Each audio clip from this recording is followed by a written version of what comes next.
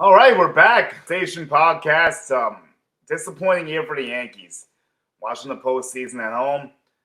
Santi, hey, how's it going? Julian, how are you?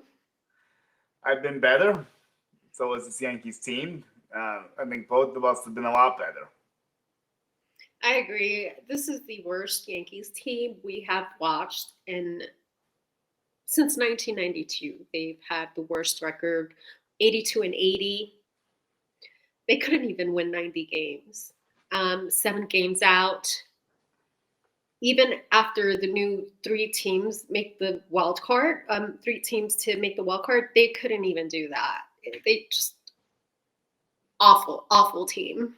It's an absolute embarrassment that in today's day and age, with the expanded postseason, you get 6 teams in each league that can make it. And all you had to do was win around 89 games. You would have been in there. And the Yankees win 82. And it's the worst year, like we've said. This is the worst team they've had. Those other teams that missed the playoffs were a little bit closer. It was also the earliest that the Yankees got eliminated since 92. Everything was just bad. I mean, just a dreadful year. The offense was so bad this year. That's really where the thing started to unravel.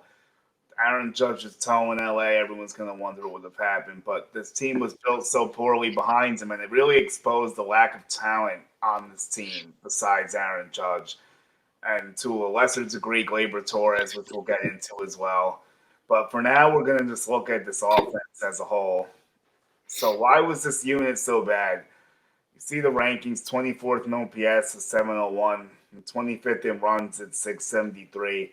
It was just a bottom-feeding offense the whole year. It showed no signs of life ever, really. And there's a lot of work that has to be done to fix this.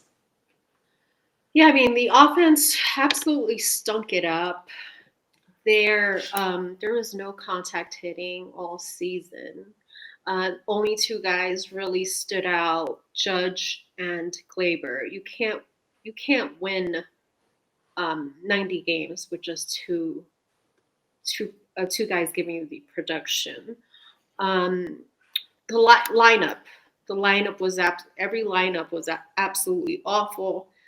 Um, there's no balance in the lineup, no lefties, a ton of inconsistencies, um, and it really does come down to offense, like you said.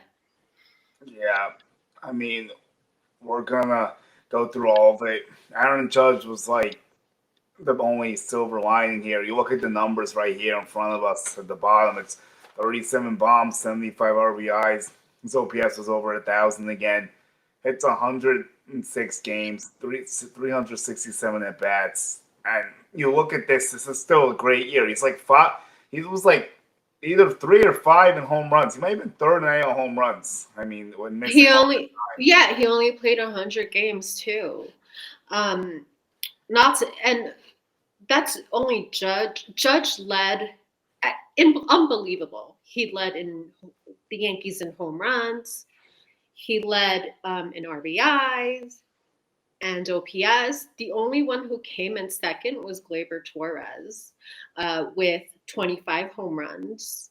Um, his RBI, Gleyber Torres had 67 RBIs, and um, he basically led Gleyber Torres. You guys, this is the guy that the Yankee fans.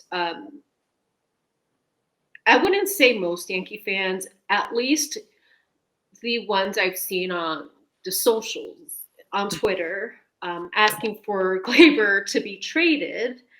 Um, you guys, he led the Yankees in OPS. I'm sorry, he was second in OPS with 800. He led in average. He led in runs, hits, OBP, WAR, and WRC plus. Yeah, Torres was the main constant. I mean, how we're gonna do our grades too. What would you grade how Gleyber Torres this season? Gleyber Torres, B plus. How about you? I'm on the same line with you. I would give him in a B to B plus. I was thinking B plus as well. I think he did a lot of things well. He helped this team stay afloat as long as he could. I mean, he gets scrutinized for some bad base running here and there, and some defensive plays that are a little bit rough at times, but the overall defensive second's been pretty good. I think people kind of scrutinize a lot of plays and they kind of lose sight of the big picture. And if you want to trade this guy right now, I mean, it doesn't really make any sense just because the Yankees are looking for offense and they have no way to replace Torres' bat in the lineup. Yeah, it'll just make the offense weaker because then we're going to have to replace him.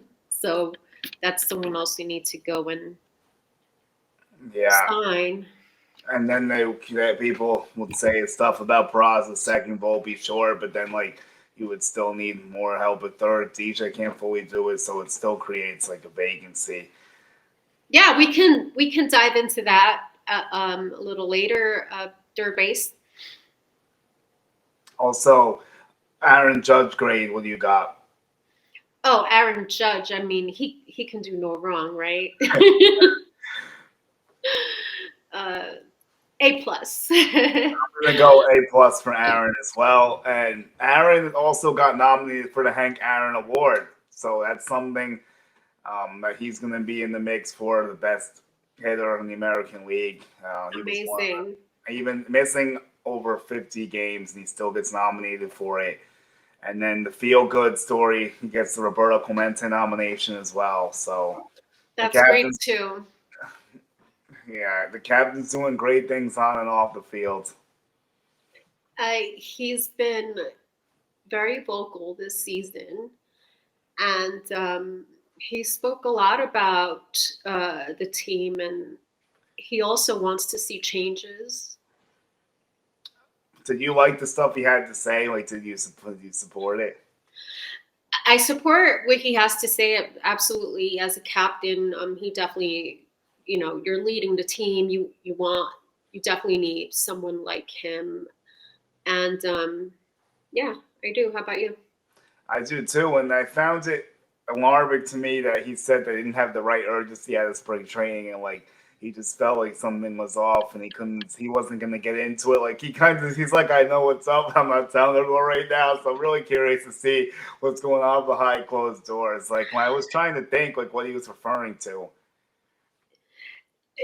When we were at the winter meetings and before he was, Judge was re-signed, you and I spoke about this. We're like, well, the first thing, wouldn't Judge would want a better team behind him. He wants to win a championship, and not waste his prime. So, I totally understand his urgency for wanting to win. And he must have been really upset when he went down. He's like, these guys can't do anything. He's like, this team looks like a T-ball red team. These guys can't hit water if it fell out of the boat. It was so embarrassing. They were averaging a full run less a game without him, maybe a run and a half. I mean, it was just nothing was there. Truly. And the biggest culprit is we're gonna get to him now, and we'll clash our player grades. And we do have a funny disclaimer before we get to these player grades. So the Josh Donaldsons and the Aaron Hicks of the world, they're just getting Fs. We're not going into them. It is what it is with them. We're just going to grade the offensive players. And we're going to do everyone that contributed a fair amount. Cool. So, yeah. So before we get into the grading, what are your thoughts on Stanton? Are we able to fix him, and how should the Yankees handle that DH spot with Stanton once I know that's something we don't need to necessarily worry about at the moment with Dominguez out and recovering from Tommy John, but when he returns, that's definitely something to think about. Possibly using Dominguez in the DH roles so that he doesn't have to continue using, his arm for defense, So I love all this stuff, and I think that you made a great point with Dominguez because you look what's happening with Bryce Harper, another guy the Yankees should have grabbed, and like everyone's going off about that, and rightfully so, because he's a beast, he's a playoff beast. Like all the stuff we're seeing with Philly, we would have loved to see in New York.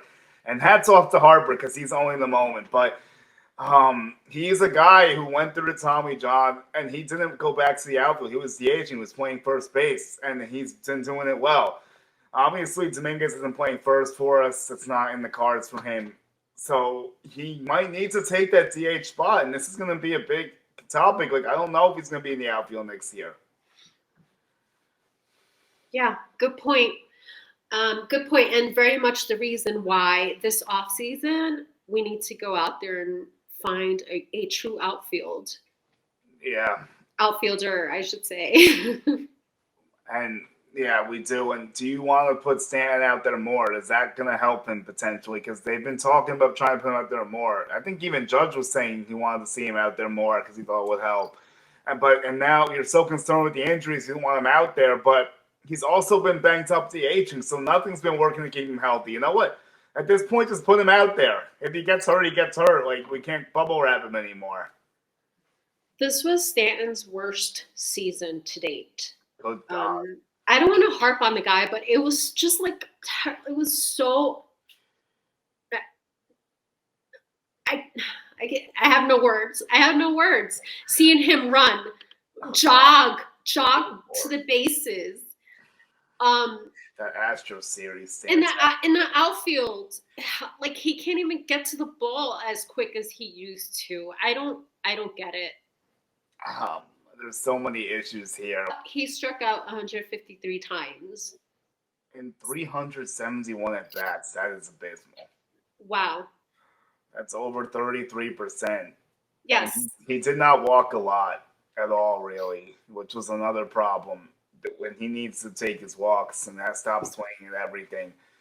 And 191 average, 695 OPS, 24 home runs is very meaningless home runs when you're looking at all this other stuff, unfortunately.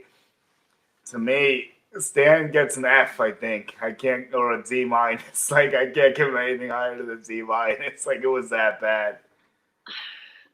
It's just so bad.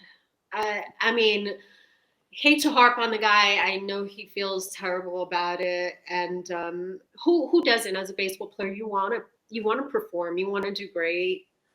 So it's just, I mean, the way you can redeem yourself is coming back next season and playing better.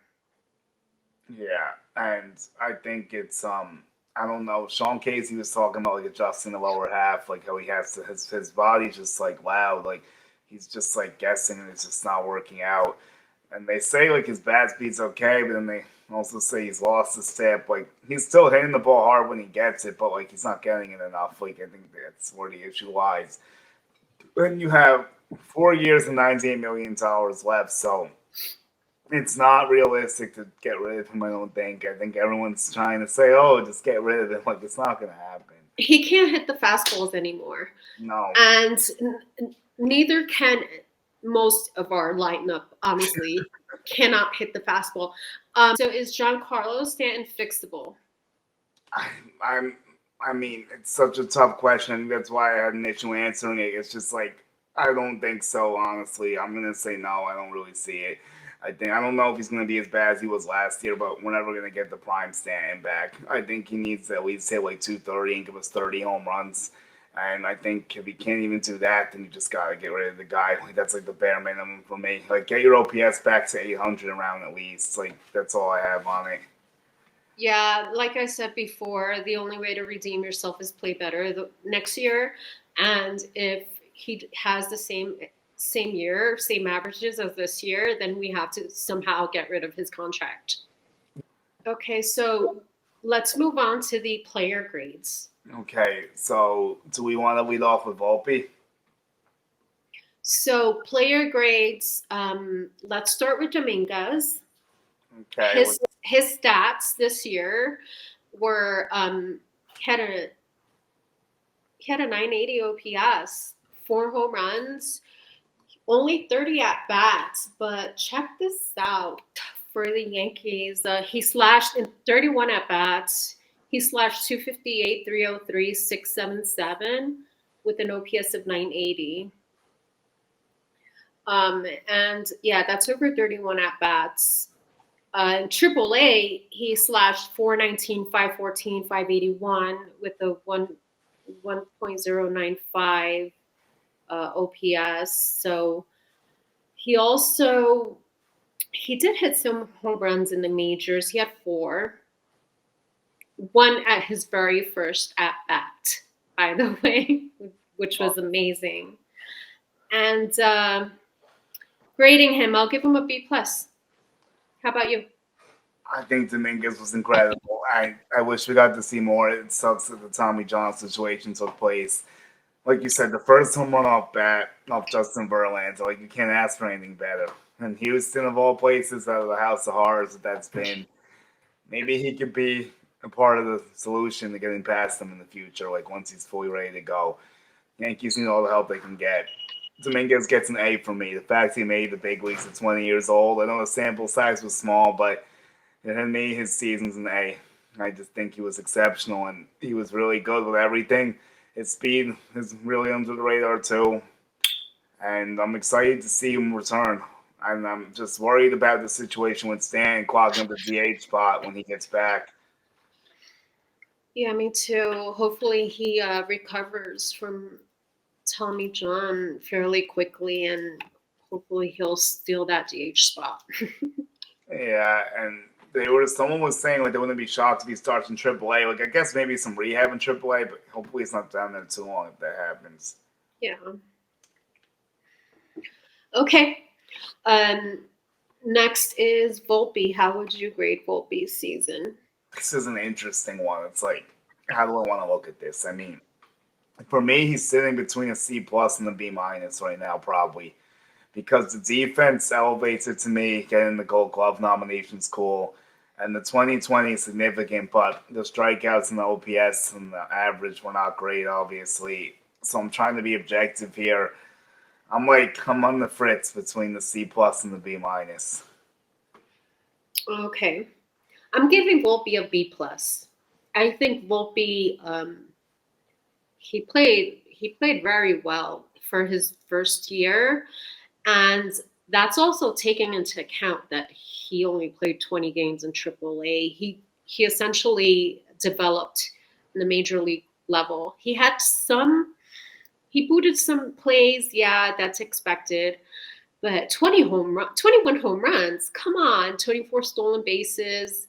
OPS is kind of low, but his defense made up for it. I just think he needs to get better behind the plate, and he will be a phenomenal shortstop. Yeah, I'm excited for him. Me And too. taking all that stuff into consideration, I'll give him a B minus. Okay. I'll mark him in a B minus, and you just have to wonder how it affects Peraza, which we'll get to soon. That's the one thing caveat with this. Rizzo somehow gets a Gold Glove nomination despite only playing like 90 something games and having a concussion for 2 months. And some people actually think he might end up winning the damn thing. He probably will. It seems like Just like how Trevino won whatever it was last year. the platinum, yeah. Like all these Golden Gloves, I'm sorry, but like who actually nominates them? The players, the coaches? I think they look at Yeah, I think it's the coaches. Yeah. Anyway. I think it's like for Rizzo, I think it's just because the lack of strong first baseman in the American League defensively, I guess. Because he was like okay. I mean, all things considered. I mean, the 706 OPS isn't great. You have to grade him on a curve scale because he was playing concussed for 2 months, which is a whole nother story. And like we knew the whole thing with Tatis, like when he banged the neck like that, it was going to be a problem. And they kept running him out there. He was putting up Joey Gallo numbers, which is never good, obviously. So bad. It's so bad. It took the Yankees so long to realize something was wrong. Yeah, it was really embarrassing. Like I just don't understand what takes place here. I just don't get it. Okay, so what are you grading Rizzo? I'm just putting what am I gonna grade him? Like he's fuck, I don't know. I won't kill him because he was hurt, so I'll put him in the middle of the pack. It's a C plus. Yeah, he's getting a C from me. Not nothing more than that. Sorry, Rizzo. I mean, yeah, I have some sympathy for a guy because he was concussed and everything, but you got to speak up, baby. Speak up if you're That not is feeling true. well. 373 at bats is all he ends up getting. And yes, you know what? That's a good point. You got to put some fault on him for like not figuring it out. Like he knew something was off too, and he just kept going out there. Like that's not good either. So another guy who underachieved and had less of an excuse was DJ LeMahieu. Although he did figure it out towards the end of the year. He did. He did. You started like you saw him get on his groove. A lot of people were saying if Casey's going to help anyone, it's going to be DJ. Why not help the entire team? I would like him to help the entire team, not only DJ, but um, 717 OPS. That's anything below 800. Come on, you guys. Yeah, for me, DJ's getting a C. I can't give him more than a C. I mean, it wasn't terrible, it wasn't great, but I can't give him anything better than that. He doesn't even get a C plus because the 717 OPS and 500 at bats just doesn't do it for me. His defense was okay. It was all right at third. I mean, his first base defense was nothing special from what I saw. And he plays no, decent at second, but he wasn't there as much because of Glaber, obviously. So he gets a C. He gets a D from me, Oh, and I'll wow. tell you why. Yeah, I'll tell you why. Um, he is a veteran. He's like your 1, 2, 3. You have Judge, Rizzo, DJ. Those are your top players that should be producing. And he failed. You know what? I can't argue that. He did fail miserably, if we're going to be honest here. It's just the collective group of DJ, Rizzo, and Stan was why the Yankees fell to where they did without Aaron Judge. Because, like, those were the big three, like the vets, Correct. There you go. and they just didn't do it. None of them did. And that left Glaber Torres on an island by himself. So Harrison Bader's another guy the Yankees had high expectations for. They want him to be the big center fielder, get on base, run, steal some bases, play a good defense, which he did for the most part, with some uncharacteristic mistakes mixed in. The problem was he was allergic to walking. He could not hit right-handed pitchers. His OPS of 643 is dreadful. Had like 8 home runs, I think, and like 288 at bats. Like none of it was good enough, and like they need him to be productive in big spots. It just wasn't happening, and that's why they had to ultimately just let him go to the Reds. The entire outfield all year had the worst offense. The entire outfield, including Bader, everyone that was in the outfield could not hit. Um, yeah, Bader. What are you grading him? I'm giving him a D. He gets an F from me. It was our D, like F to D. Like it was just Yeah, bad, honestly. Like the defense doesn't bring it up enough. So that's someone else that fortunately disappointed that we did have high hopes for. Another outfielder in the mix here. This will be the last outfield grade we end up handing out. It says Waldo Cabrera, yeah. 574 OPS. I was definitely hoping for a lot more. I mean, we saw what he was doing at the end of last year. It looked like he was ready to take off. He got a good chance to win that left field job with how bad everyone else was, but he couldn't take it, unfortunately. 298 at bats. I mean, there was plenty of opportunity for him. It just wasn't happening, unfortunately. Like he started to hit a little better at the end of the year, but it was too late. Yeah, he should have been sent down to AAA to work on his mechanics um, within, I don't know, a few months. Like, we shouldn't have given him that many at bats or opportunities. He should have been sent to work on his mechanics and then brought back up. Um, as well, Joe. I love the kid. I love his energy. And it's so sad because um, last year you thought he would be the guy for the job. I was ready to see him get it and take it from Hicks and run with it and be that switch hitter off the bat that can move around the fields. And to your point, the Yankees fucked up here. Like they really should have just had him in AAA longer. I know, but every time they kept trying to send him down, someone else will get hurt, and he had to come back up. Like they just didn't have Yes. they just didn't have the proper depth. That's what it comes down to. Like they just couldn't figure it out in the outfield. Aaron Judge was the only saving grace in the outfield this year. Every single other person besides Jason Dominguez for 8 games was absolutely dreadful out there for the majority of the year. And that's so many reps at 3 spots that just can't happen.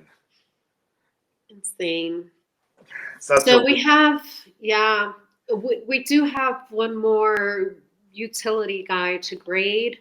IKF, um, 646 OPS, 326 at bats. Have you ever had a utility with that many at bats? That's a lot. I don't know, honestly. It's a good question. I think it's a They, yeah, he essentially was a starter. yeah, which is not great, obviously.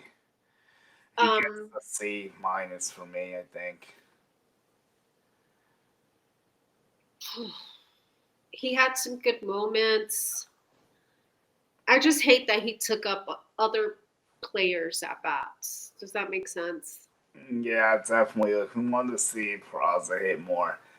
I can maybe see it, but that's about it. Like he was mid. I mean, that's what it is. That's what he was. That's what we expected him to be. So I can't say it's much lower than that because like I didn't have high expectations. Right. Yeah, I'm going with you. C minus.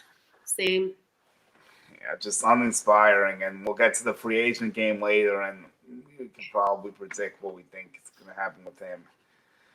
Okay. So now we're just down to catchers. And Yeah. Higashioka's been a mainstay for this team for a while. He's actually the longest tenured Yankee, which is crazy to think about. And he was decent last year, 687 OPS, hit some homers here and there, handled the pitching staff. It's just that this team's offense was so bad you wanted more, like from whoever was catching. Like it's not really a Higgy problem either. It's a offensive structure problem. But he had 10 bombs in the round, 242 at bats, I believe. I think that's what the number was. So um, he was like, I guess like C plus maybe because he wasn't amazing, but he wasn't awful. Yeah, he's a C player. uh, I mean, I love the guy.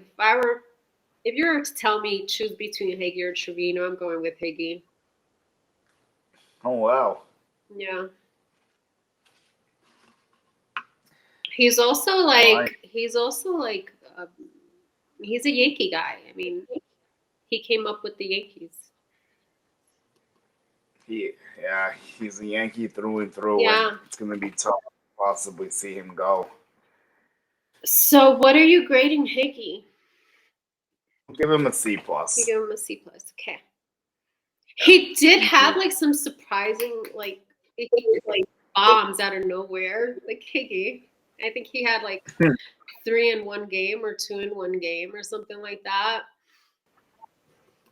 Yeah, he may have had a three. He did have a 3 spot, I think. Yeah. There was one game I think he did that. Okay, moving on to Trevino. Trevino was playing injured. He had a wrist issue, so he only had 157 at bats, and his OPS was 570. I mean, as a catcher, of course, you're not looking for offense. He's great at defense, but I don't know. I don't know what we're doing with Trevino, but D, like overall D because there's nothing really there. He was god awful. I mean, he tried to play hurt and help the team, but it didn't help at all. His defense wasn't as good. He had 4 home runs. He was an absolute waste with the bat. His at bats were terrible. His approach was awful. I mean, I feel bad because like the guy's trying to hit and trying to compete, but it just wasn't there, and it's just and the offense was so bad. He was a small part of it, and he was never going to be a stud hitting catcher. Like last year, he was good. Like it was an aberration, kind of, and we'll see if he rebounds with the wrist. Can at least be like slightly below average with the bat. I guess is the bar for him now. Like it's such a bad bar, but like I don't have any expectations for his offense. Neither do I. Honestly, I never did. I love his defense, though. That's for sure. Yeah, he's a D plus for me. Okay. So we're done with the grades. Yay. Overall F. So Cole was phenomenal this year. He was one of the few bright spots the Yankees had. It's a shame they had to waste a potential Cy Young season. He is viewed as a favorite to win the AL Cy Young. Yes. And he went 209 innings, 220 Ks, a 2.6 ERA. He did everything that the Yankees needed and more. This guy single-handedly tried to carry the Yankees to a playoff spot, but he just didn't get any help. Like, he put the team on his back. He was excellent with his pitching. His location was phenomenal. His stamina, his endurance, like, the way to fight through any setbacks he had. Like, nothing really got to him this year. I'm so proud of Garrett Cole. I am so proud of how he had an amazing season. There was a stat that he had over 25 games or something like that. Don't quote me, but he had over 20 games with 2 runs or fewer from the opponent. He, like you said, he put the Yankees in a position to win every single time he was out there. He should have had like 25 wins instead of 15 if the offense was like capable. He would have had like 10 more wins. Like there were so many bad games that they blew. Like they would score 0 runs and he'd give up like 1. Like or he would give up like 2, and they couldn't get like 2 runs, and like vice versa. Like going up the ladder with it, it's just like he only had like a handful of bad starts, if that. Maybe like 3 bad starts. Not even that bad, probably. Like just an absolute beast this year. He's been worth every penny he's been making. And it's one of the few positives the Yankees have, that they have an ace in the rotation. He's very likely to win the Cy Young Award. He led the American League in an ERA with 2.63, and he may have been second Major League MLB in ERA. I think so. I think Blake was first. Yeah. I think he was second. And I think he led the AL in innings pitched, too. Yeah. He may actually even lead close to all that. Yeah, so he's been a beast, and we can't wait to see. That's on November 15th, the Cy Young Awards, so we'll have our eyes open for that. Yeah, and coming, another year of Cole. If he gives us another year of that, we better not, let it go to waste. We have to compete. This is the situation the Yankees are in about the primes getting wasted of Cole and Judge. I mean, Yeah. Cole's got 4 years smoked on the contract, and we have not done too much with that, unfortunately. They made the ALCS once with him and got swept. Like, that's just not getting it done. And the first year Judge's contract was unfinished because he got hurt, and they don't make it. Here's a good thought, actually. I'm actually curious about this. How many years realistically do you think that Judge and Cole have left of being prime players? How old are they? Judge is like 31, 32, and Cole's like in the same range, maybe a touch older. Maybe 4 years. Yeah, I think that I'm more concerned with Judge because his body type and the injuries that he's had. I mean, he's still a freak, but like he's been banged up a lot, which is obviously problematic, and it's something you got to look out for sure. Yep, Garrett just turned 33, so I think Cole's got some. 4 is solid. I like 4. He'll be 37. He can still go for a little bit. Yeah.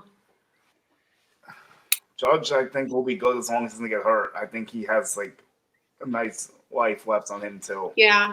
Even if he doesn't have, if we don't put him out in the outfield, maybe just to hit or something. Yeah, when Stanton's contract runs out, if Stanton leaves, you already know Judge is going at DH spot. Bye I bye. feel like that's a wrap. Yeah, that's gonna be on ice for Judge. You gotta do whatever you can to preserve 99. Okay, so moving on, our number two guy, number two starter, who we were excited about Oh boy. in the winter meetings. We were excited he got signed. We were looking forward to all of this, all of that, or whatever. 64 innings pitched with an ERA of 6.88. He absolutely bombed. And I don't think I saw not one quality start from Radon. How He about, was like, what dog. are your thoughts? I mean, He was dog shit. Like, for lack of a better term, he was just trash. And it's just like it's such a big letdown, and he got injured a lot. So I'm almost willing to give a slight pass, but like he's got to be ready to go next year. It's just if we were doing grades, he's a clear F, like probably the worst grade in the team. But it's just because like what you paid him and what you got, like that's an absolute correct. disgrace, abomination. I mean, he's got 5 years left to change the story. So that's what I would say. And hopefully it starts next year. True. I think his stuff was a little bit diminished. I don't think he ever got in the right rhythm. It seems like everything was off. I never felt like we never saw like that nice Carlos Rodon No. we saw with the Giants or White Sox that was spinning that slide and throwing like 100 plus. Like that guy Yeah. wasn't there. I think the max he threw was like 95 or something. I don't know. It's Yeah, just that's not good enough. so, yeah, terrible. If we were to grade him, I would say F also. Radon, you got to do better. Let's check this rotation outlook with Rodon. Like as it stands right now, we're looking at this rotation as if we're only the guys under contract right now. So we're not looking at guys that could be added or like the Montoses or the Sevis of the world. This is just what the Yankees' current roster stands as. Okay, so number three, King. I mean, dude, did you ever expect like King did amazing. He freaking killed it. 2.75 ERA, 104 innings pitched, under 27 strikeouts. I was not, it was a pleasant surprise watching him pitch. I love Mike King. The guy's an absolute dog. Yeah. I just can't believe that we were able to find the starter out of that. Yep. And I have to give this guy credit because he was going after it. He wanted this for a few years. He's like, I want to keep doing it. He's like, I want this opportunity. He's like, if there's ever a shot, put me in there. Because he tried it in 2020 and 2021. It didn't go great. And this year he took the ball and ran with it, and he just kept expanding. I can't believe he hit 100 pitches, 12 Ks. Like, I didn't think that was ever going to happen. Like, I think this guy's a solid 3 going into next year, as long as he remains on this roster. Doesn't get traded for anything fun. Maybe Juan Soto, anyone? But Dude, like I'm so happy. I'm so happy for King. yeah, hopefully he stays, Yeah. barring that, obviously. But like, if he'll probably stay, and he should be right in that 3 spot. I think Yeah. if he ends up staying. I never would have thought that Mike King would be the second best starter in the Yankees. Like he was literally the second best, even though he only made 9 starts. Like I just can't believe that. Like if you look at the full numbers he put up, like it's just ridiculous. Agreed. All right, moving on. Cortez. If you're a Cortez fan, cover your ears. Trade him. Trade Cortez. 63 innings pitched, 5.00 ERA. He's hurt almost every year. What are your thoughts on Nestor? This is tough. I love Nestor to death. Last year was really rough. It was basically slightly what less worse than Rodon did. I mean, Nestor battled through it. Had a good start against Houston, and you find out he's injured again because like they skip one of his rehab starts because they need a starter because her mom gets drunk. Like it's an absolute circus of events that took place this year. You just like can't even like make it all up. Just an absolute embarrassment from top to bottom, and like the fact that no one's being held accountable for this is ridiculous. It's just an absolute joke. Like what happened to the Yankees' culture of accountability, like expecting the best? Like I just feel like it's all gone out the window, and we're just watching garbage on the field. Insane, insane. I don't know. I don't know about Cortez. Maybe move him to the bullpen or something. I don't know. Honestly, like I love that he has so many pitches, but I think I only like he only had like one good start, maybe. It was not, yeah, it was really bad. I think the start he was injured. He ended up getting injured after was his best start, unfortunately. Right. Like against the Astros, like he Oh, was going when he off. came back from the injury, you mean? Or Yeah, yeah. going off. Yeah, I I do remember. remember. Oh my God, he was amazing, but He's, it's like so inconsistent. I think if he's fully healthy, he'll be fine. But after what happened last year, it's tough. And like he ended the other year on an injury. I mean, I could see a possibility that he becomes a swingman again. Like depending what they do with this rotation, I wouldn't mind that if you throw him back in. Yeah. I think that's definitely feasible. Okay. I think right now he's a back end guy. How it looks currently. Yeah. Last guy in our rotation, Clark Smith, stepped it up. He stepped up his game with 149 innings pitched, 159 strikeouts. His ERA was 4.64. He had a lot of quality starts. Um, Not bad for a guy you didn't expect that from Clark. So I do expect good things from him next year if we keep him. I'm happy with Clark Schmidt as well, and I think he learns a lot this year. He pitched a career high in innings. He was a full starter. He did a lot of back and forth with doing the bullpen prior, so like it wasn't an easy role for him. Got some. He went against some tough teams. He saw a few good teams multiple times, like in our division. I think that he really learned how to pitch this year, and I think the ERA is not like indicative of how well he pitched in certain Correct. situations. I think it's very much inflated by a few bad outings because he had a lot of starts, like you said, like 3 runs or less. He was up there with a few starters, like he was right under Garrett Cole, like someone else. I think like Blake Snell, I think maybe. there was But, like a stat that he went so many innings without giving up a home run or something like that, which is excellent. And I remember watching a game, and once that stat came up, he gave up a home run. Do I think you remember that? he had a nice quality start streak going too at one point, and I think he's a nice back end guy too now. I feel comfortable having him make starts. I think the development of his cutter was really important. Like his breaking pitches. I mean, he's not going to blow you away with his heat, obviously, but like he's learning how to use it, and it looks good. So Okay. I think let's say if they go into the season with this rotation, like how would you feel if like they did nothing and they just went into the season as like Hell this is no. their starting Hell line? no. They need to get that Asian guy. Yeah, Say his name. Yamamat. yeah. Yamamoto. There you go. Sign him. Come on. Like, we have to do something. No way in hell. So we're going to play the Stereo game. I'm going to name the player, and you tell me if you feel like he should stay or he should go, and then we'll see how we match up. First player I have is Sevi. He's gone. I said go to. Ding ding, we match. His stats were even worse than Rodon. It was like his ERA was like near 8 or something. 6.67 ERA.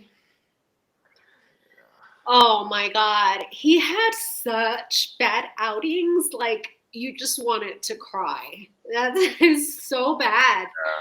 Um, that's another guy that came up in the farm and we love, but it just hasn't been clicking for him. I honestly don't know what the problem is. He did have one solid outing, and then the following outing, he sucked ass.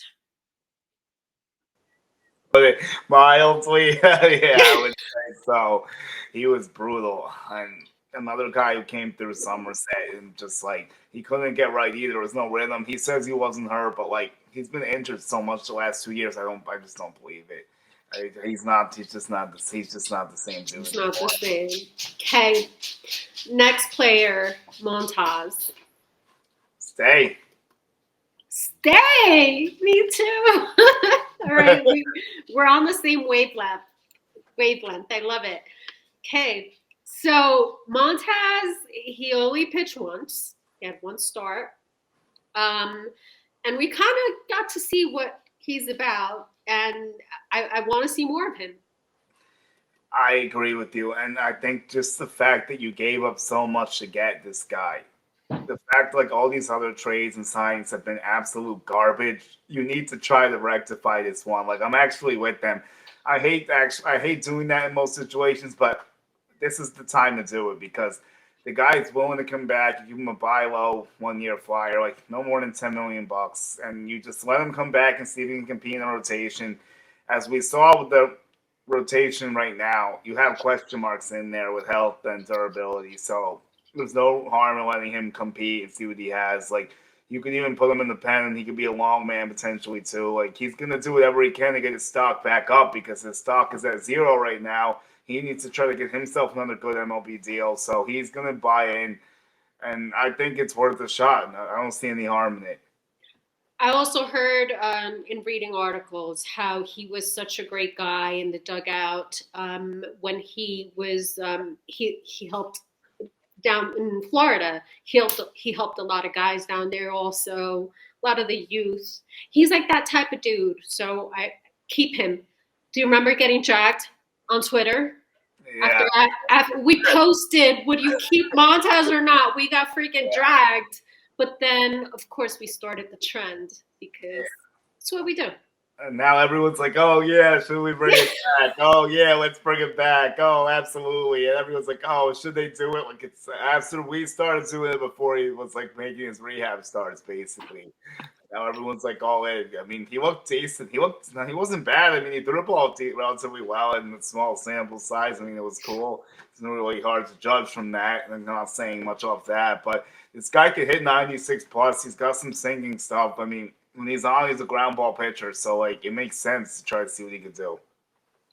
Okay.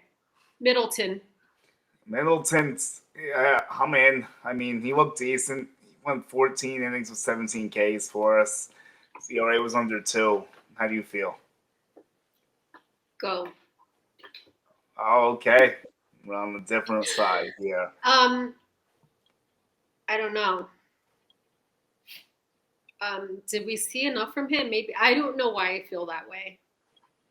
Maybe it's just the fact that you don't want us to focus on the bullpen and you want us to just like do other things and like figure out the bullpen internally. Possibly. Yeah, possibly. I mean, we're good there, I guess. Our bullpen's good, and I don't know. Anyway. Yeah, I can understand that. We don't need to allocate money towards the pen so much. So speaking of pen, Peralta. God, I love Wandy. Stay. Go. Oh no! Well, He's like, what? He's like our only lefty. we can get another. Like I could go either way with him. If he stays, I'll be okay with it. I'm not like dead fast. He has to get out. I just like I want to keep one bullpen guy. A little intrigued by Middleton, I guess. So Wandy, if he stays, it's cool. Lefty in the pool. But Okay. All right. How about IKF? He gone. I love how you said that. Like that. Come on. We need to give other players chances. We already have like 4 utility players. Sorry, IKF. I know he plays like every position, but I feel like having him there is redundant because we already have Cabrera. We have DJ. Why do we need another utility? I don't know. I agree with you 100%. And this is something that we could also both hit on here. we need a productive bench bats that could actually step in and be starters if needed. Like IKF is just not a good enough hitter to be starting in the lineup. I mean, he just doesn't offer anything really with the bat. I mean, he hits for okay contact, no power, doesn't walk a whole lot. It's time to move on, get more productive guys on that bench, get some left-handers like you said earlier. And let's try to change the narrative. This roster was really bad. A lot of it has to change. Like we can't just be bringing everyone back. Agreed. Okay. Moving on to the next topic, right? And we're on to the kids. Okay. So let's start with our buddy Austin Wells. This is one of our favorites. I think he's a personal favorite of mine, probably to speak to him a little bit. And he needs to be in this lineup on opening day. We need lefty sticks. He had 4 bombs and 70 at bats. 740 OPS, small sample size, but decent, pretty good. And his defense was better than people thought too. So I'm all in. I want to see what this kid could do. Let's see what he's got in the spring. I am going to echo your thoughts on Wells. Also a favorite. I honestly didn't think he would hit major league pitching so well. 4 bombs. One of them was like, oof, really good hit. 70 at bats. I want to see more. Give me more Wells. 100%. I really hope that's what the Yankees do. I think he is in their future plans. So, like we were speaking about before, this puts Higgy and Rortvedt in a bind here. So Rortvedt's messed up. He was not so great with the bat.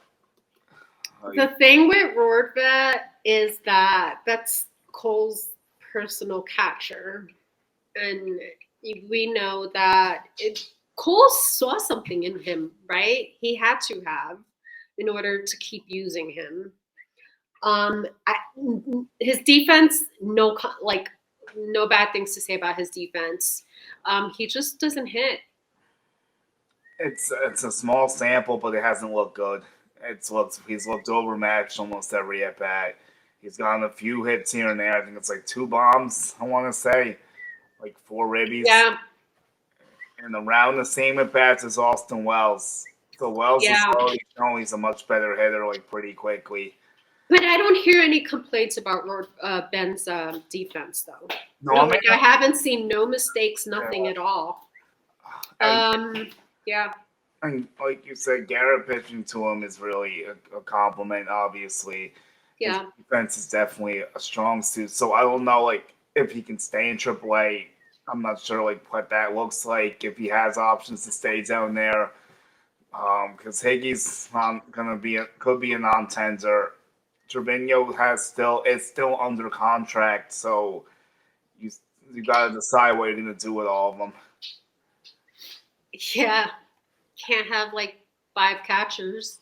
One of them's definitely gone, and it's not going to be Austin Wells unless he gets traded. So, yeah, that's going to be. Well, I think Higgy's the odd man out, right? That's kind of sad. Yeah, it seems to be that the odds are against his return. I would say Rortvedt could be in trouble too, though. Or it could be Ben too. Yeah. Yeah, it could be, or it could be both. I mean, look at all the stuff we have in the minus, which we'll get to on our next show. Could even be both. You never know. True. All right. So next topic, not next topic. Next player. This is something I really want to dig in with you because I can go either way. Like I haven't been able to express like my thoughts on this yet, so I'm gonna try. Peraza. Will he be third base or should he get traded? Okay, here's the deal on Peraza. His defense is A+, I must say. He has like best arm of all our infielders. I feel like if we were to keep him, it would be a waste not to have him start. Like not to be a starter infielder or starting third base, right? And if we were to keep him and have him start third base, don't you think it would be like we're wasting his talent there at that position? It's like he's the toughest player to figure out. Like you look at this whole outlook, and I can make like clear assessments of other guys. Like he hit 2 bombs, 14 ribbies, 4 stolen bases, 191 at bats. So like you don't know what the bat is, but he hasn't proven enough offensively to like definitely that they would give him a spot. Give him that job. Correct. I think that's the issue he has. I mean, he has sprint training to prove himself. I think he deserves a shot to compete for a third base job at a bare minimum. And okay, but going back to my question, do you feel like it would be a waste of talent for him to play third base for us? I guess, yeah, in a sense. I guess so, right? Because he's I feel like he could, I feel like he can start shortstop in any other team. Yeah, he's a better defensive shortstop. He's looked pretty good at third base. Heck, he's even looked pretty good at second base. So, I mean, it's just, he can do it all. And it's just that they say it's such a weird spot because Hal says that's the future middle infield, but now you can't trade Gleyber Torres without naming this offense is. And it's like, now you're going to slide Pross to the third. I mean, they're not going to take Volpe off short, especially if he's nominated for the Gold Glove. That's a winning it. Like, you can't take him off the shortstop. Like, it's not going to make it. That's not going to work. So, like, that's what someone asked us too. The question that was about. I saw it. Yeah, let's pull up that question on Twitter. Thank you. Sent out. Yeah, thank you for the question. Here we go. So the question from Lavanya Belt: why aren't the Yankees smart enough to move Volpe to second base and play Peraza at shortstop? Well, I think if they were going to do it, they missed the boat. I think it would have had to been done already. Before Volpe. Yeah. It's like, I hate keep going back to this, but we did have an episode. We had a podcast about this before spring training. Yeah. And my thoughts were, keep Volpe in AAA, let him finish off the season there, and let Peraza have the short start, take shortstop for the 2023 season. And unfortunately, they did the complete opposite. So honestly, I have no complaints on Volpe either at shortstop. Yeah, it's just the problem was the Gleyber Torres is in the way too for that plan. Like, not in the way because he's a productive hitter and they need him to hit. So like, if he does that idea, like, I guess he wants to trade Gleyber in a sense, which I mean, okay, but like his value is not good, so that's not a good alternate either right now. Gleyber's gonna make $15 million.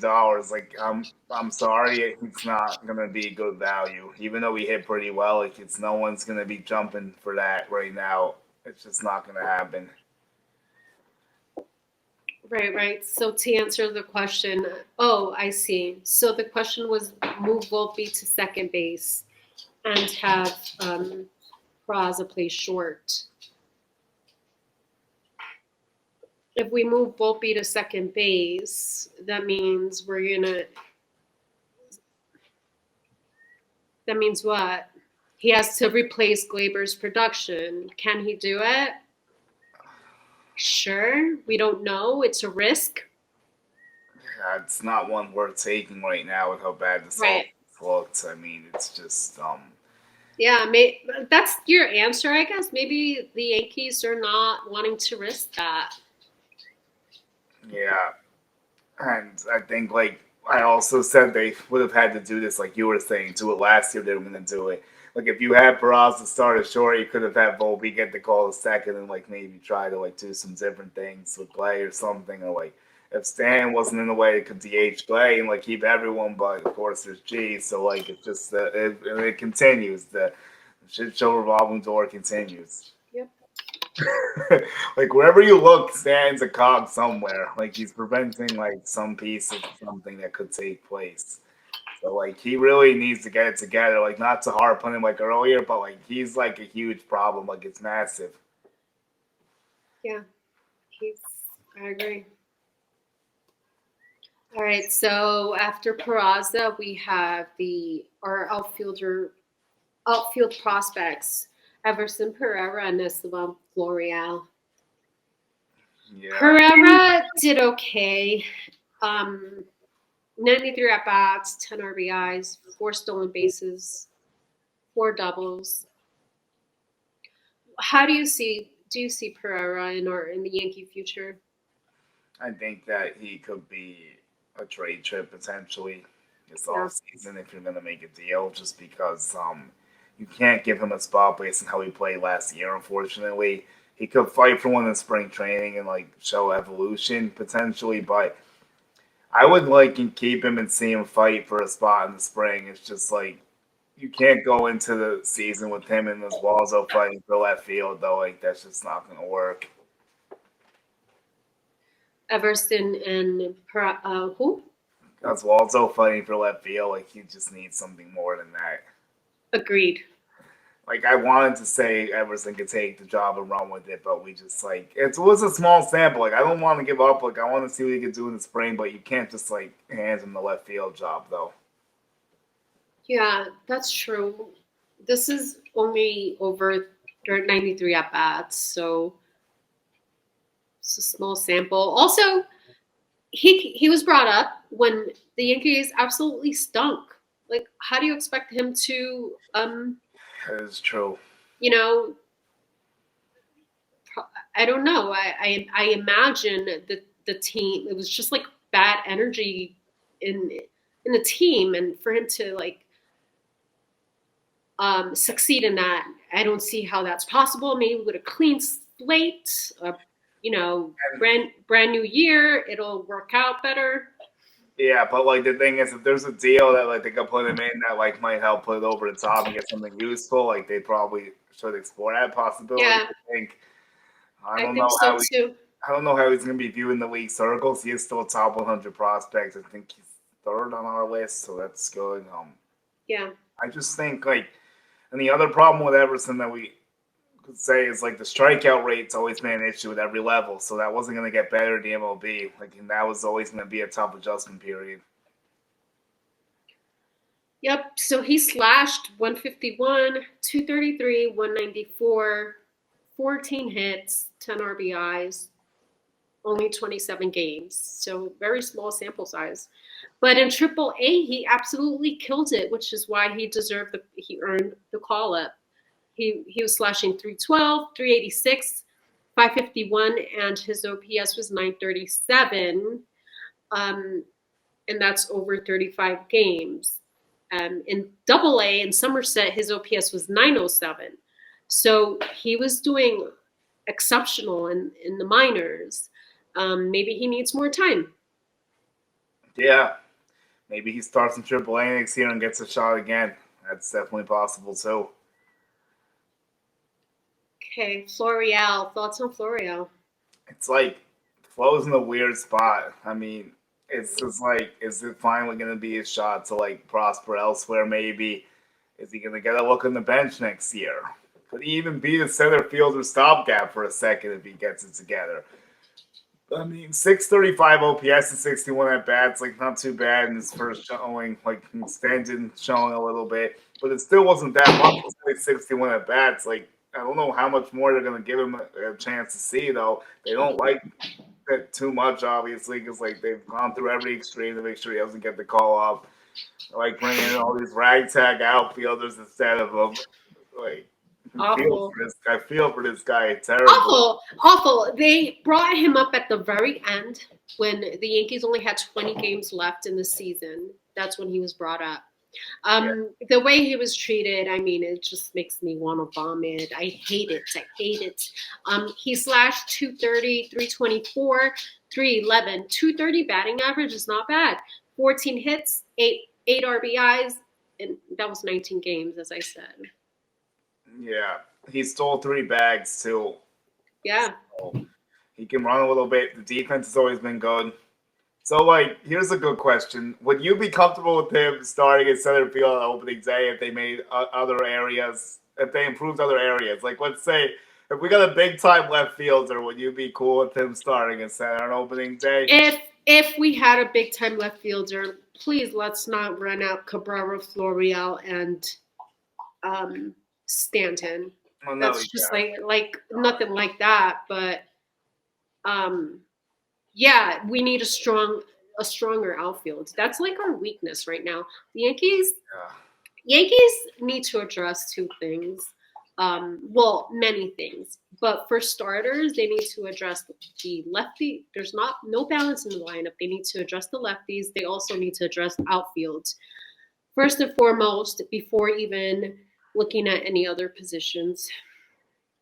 I agree 100%. Like you see the lineup polls, they're all in the outfield basically. Like the infield, it's really just like third maybe. Like everything else is kind of locked in right now. So like the outfield's where you're gonna make the improvements in this lineup, and they have to get it done in two areas. Okay, closing. Closing time. All right, so I guess we'll go with Hal speaking to the media and the audit and stuff. Okay. Um, so Hal is gonna speak to the media soon. We don't know exactly when, but he's saying he's has emerged and said that he's ready to talk soon. And the audit, like I don't know, this whole audit thing seems to be it's very like mysterious what's actually happening with this thing. You get one report that it's like a full evaluation of everything, then it's just like it's just comparing analytics how another company does it. So like what I hope comes out of this thing is that they find like that the analytic program is broken with the Yankees and they like fire everyone in this department and we can actually make some progress because like it's a mess. I mean Boone and Cashman aren't getting fired unfortunately. So that's they're gonna have to deal with their issues and overcome them. Do you want to hear my hot take? Yeah, let's get hot. This whole audit bullshit business, you know what that's about? That's how telling the fans no one is getting fired. No one is getting fired. We're not letting anyone go. What we're going to do is we're going to have another group of people help us fix what's going wrong. And he doesn't have the fucking balls. He doesn't have the fucking balls to fire anyone. He's stuck to Cashman. He's stuck to Boone. He doesn't have the balls to let anyone go. Who did they let go? The Awesome. hitting coach Lawson. They let go Lawson, and honestly, it was just like a scapegoat. Like just because just to appease the fans. How we're stuck with Cashman and we're stuck with Boone for a very long time because I think that Hal loves those guys. It's kind of sad because it's really sad because I think they're not being held accountable. They're not being held accountable for their mistakes. Cashman screwed us with all of the moves he's made, which has backfired. Boone screwed us with bringing up these awful lineups. Stupid. Like we haven't had a consistent lineup under Boone for I don't know how. Every year is the same shit. Yeah. Go ahead. Sorry. No, you keep going. Yeah. So as far as accountability, I think it starts. They're all to blame. All of them are to blame. The owner, the managers, the front office, the analytical team, the players. They're all fucking to blame, and no one is being held accountable. Yeah, it goes from the top to the bottom, and I think you might be on something with the audit. My only hope from the audit is that they actually fire someone from some analytical department at least to like somewhat fix what's going on. You're not going to get a big firing, but do you think if they could like move someone from the analytical department, do you think they're just going to keep that the same too and just try to find ways to tweak it? They're keeping it the same. Oh That's my god! that's what the audit. That's my feeling. That's what the audit is about. It's like to cover up the fucking mess. If you're right, I'm gonna throw this hat through the computer on our next episode, which might happen. But He said we're going to take a very deep dive into everything we're doing and looking to bring in possibly an outside company to really take a look at the analytics side of what we do. if you're bringing a company to come and look at your mess, that means you don't have the balls to fire the person who fucked up. Yeah, I think you're onto something there. Like, why can't you just realize it's a fuck up and like take care of it like yourself? Like, why do you need another outside company that doesn't even know dick about baseball to come in and like tell you what the hell's going on? Like, you can't even like, does he even watch the games? Like, honestly, like I wonder sometimes, but like it's people joke about it, but it's a serious question. Like, how many games do you think he actually watches? Like, out of curiosity. Like, do you think he's plugged in? Or do you think like he watches like once a week? You think he just like doesn't even pay attention to it? I don't think he watches the games. I really don't. He might not, honestly. He's making like fucking billions. Yeah. You know what though? Seeing the stadium empty like that in the last few games kind of brought joy. Like it made me happy. I hope that less people start. If there is no change this off season, they need to sign Otani.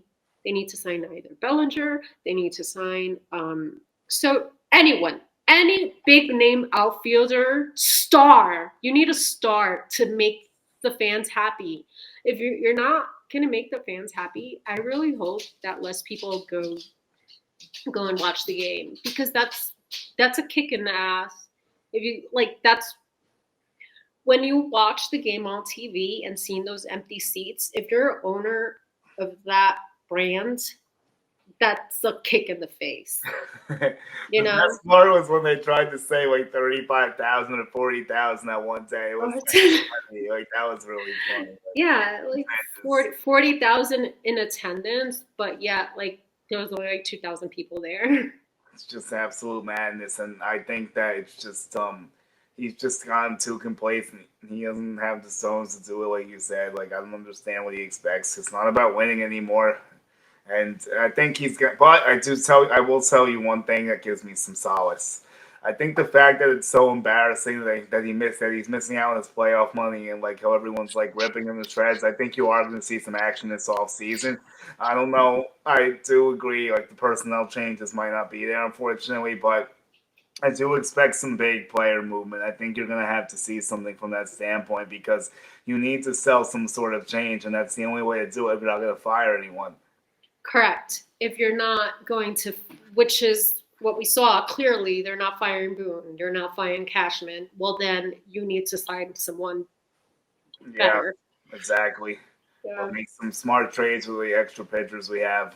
So, who do you think is like? I know you said everyone's at fault, but like, you have to pick between like Cashman or Boone. Like, who's more of a culprit to you of the mess we're currently in? How?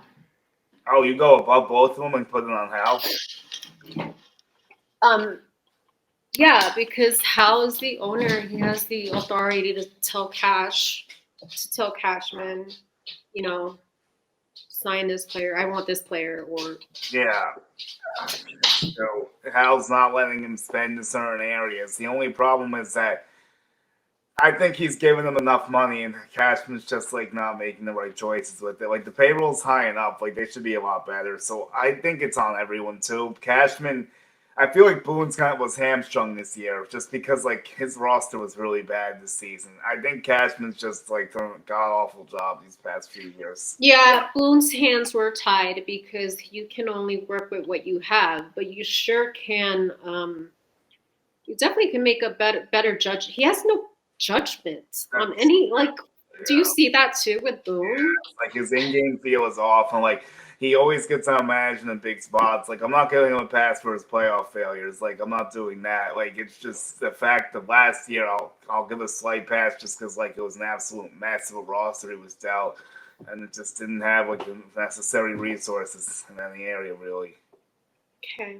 We're gonna build on this. We'll do part two with the prospects, some guys that can help next year, what we saw, and we're gonna play the Rule 5 game. We've been waiting to do that for a while. That time's coming. And another exciting thing is that we'll be going on the Empire State of Baseball podcast with Rich Rivera and his crew on Monday, and we're really looking forward to that. Yeah, excited. Thank you for inviting us, Rich. And Thank you for watching, you guys. Like and subscribe to Dugout Station on all platforms.